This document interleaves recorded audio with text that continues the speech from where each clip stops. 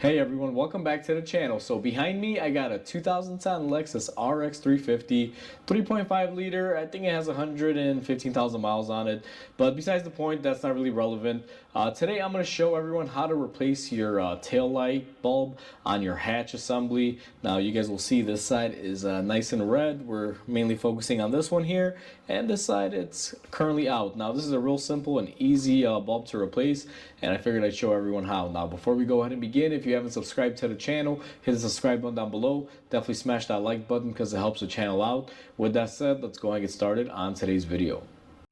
Well, first things first, what you're going to want to do is go ahead and open your trunk hatch. Now we are looking up at our trunk hatch. This is where our light would be. You guys can see, we can turn it on. And for your hatches, light bulbs, you're going to find these little square cutouts. Now there's one on each side here. They're pretty easy to see. And what you're going to want to do is just take something to remove this cover. I like using my pocket knife. Just get in here very, very carefully. Now these just pop out just like that. And I've done so many of these throughout the years that it's just second nature to me. Now, once we get our cover open, and this is what the cover looks like, just a little bit of tabs here, these little tabs on the sides and the front that hold it into place.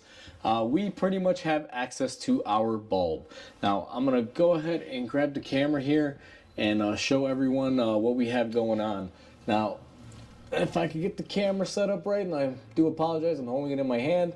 If you're looking to replace the brake light like we are, it's going to be this black connector. If you're looking to do your reverse tail lamp, it's going to be this gray connector. Now what you're supposed to do is just reach in here, and this part of it really sucks, especially when I'm trying to hold the camera. So what we're looking to do is reach in there and just twist this connector off, which it's not doing it for me. So let me go ahead and set you guys back down here, get you in the proper aerial view.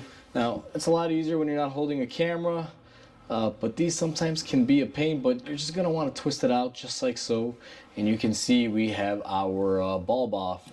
Now once you twist it off, you'll notice that your bulb is just a regular 194 or 168 variant. These are pretty much similar. Now I believe on this one it is going to be a 194 according to the marking on this. So I'm going to go ahead and grab a 194 bulb and be right back. Now that we got our new bulb, what you're going to want to do is just go ahead and slide it back into our housing just like so.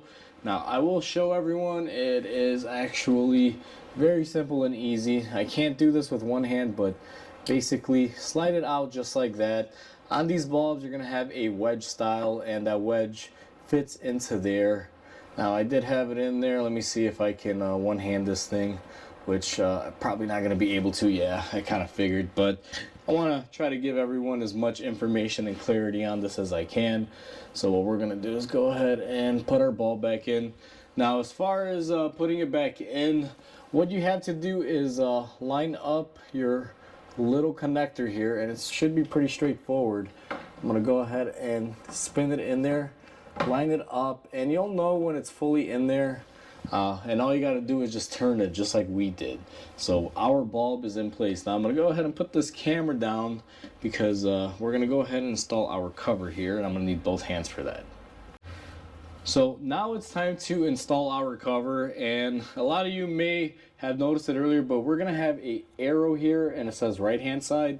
Arrow faces up on these.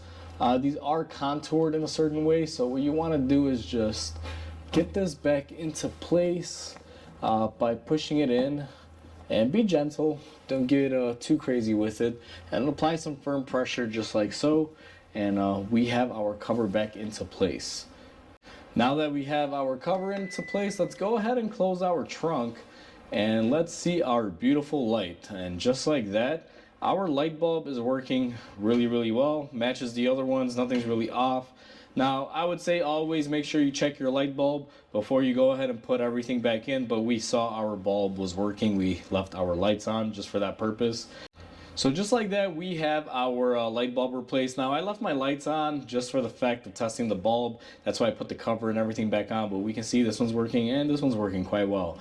If you're doing this at home, if you don't leave your lights on when replacing it, What I would suggest is before you put everything back, turn on your lights, make sure the bulb is working before you lock it into place, and check it once more once you lock your connector in there before putting on your cover, because sometimes depending on if you rattle stuff too much, it may break contact, I find, on a few of them, and you'll have to kind of push that bulb in a little more. But overall, it's pretty simple, quick, and easy. That's how you replace your inner tailgate light on a Lexus RX 350. Hopefully everyone enjoyed this video. Please comment, like, and subscribe because it definitely helps the channel grow.